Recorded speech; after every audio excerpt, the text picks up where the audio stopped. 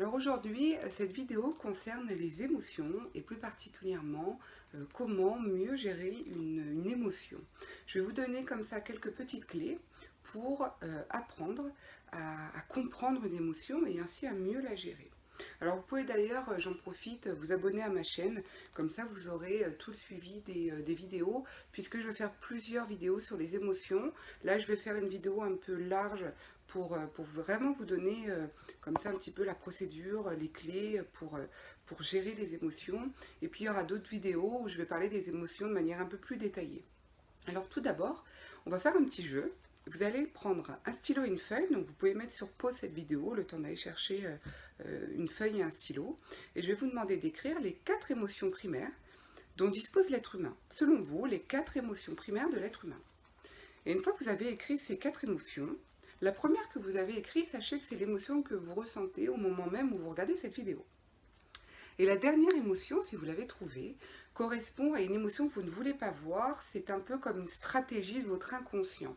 Alors ça, en coaching individuel, on en parle beaucoup, tout comme d'ailleurs il y a des émotions dites raquettes, mais ça fera l'objet d'autres vidéos quand je vais vous parler de tout le panel des émotions.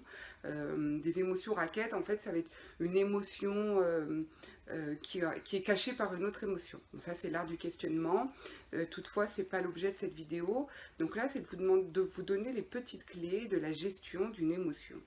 Donc, les 4 émotions primaires de l'être humain sont la joie, la tristesse, la peur et la colère. Alors certaines écoles vont rajouter le dégoût et la surprise en autre émotion. Et en sachant que dans ces émotions, il y a un peu comme un curseur, voyez-vous, c'est-à-dire que l'agacement ou la haine vont venir un peu sur cette émotion de la colère, mais voilà, il y a plusieurs comme la joie, il peut y avoir une petite sensation de joie comme une explosive. Donc tout ça, voilà, il faut voir un peu comme un curseur sur cette ligne de l'émotion concernée. Alors, concernant le petit process comme ça que vous pouvez faire à l'intérieur de vous, c'est déjà d'identifier l'émotion que vous ressentez. En effet, quelle émotion je ressens? Est-ce plutôt de la peur, de la colère, de la tristesse? Ok. Et maintenant, ce qui va être intéressant, c'est d'aller identifier qu'est-ce qui a déclenché cette émotion. Quelle situation, quelle personne. Donc vraiment de se concentrer, alors soit de le verbaliser à voix haute ou peut-être de l'écrire. Tout dépend du moment où vous allez essayer comme ça de mieux comprendre une émotion ainsi pour la gérer.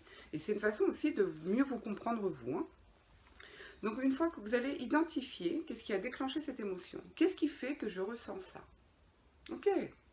Maintenant que vous avez identifié le déclencheur, vous allez vous poser cette troisième question. Quelle est l'utilité de cette émotion?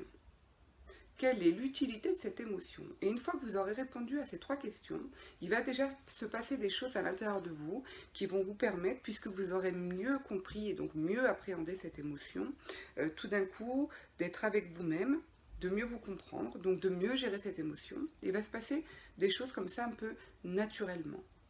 Et peut-être que les émotions vont un peu moins vous dépasser, vous tracasser.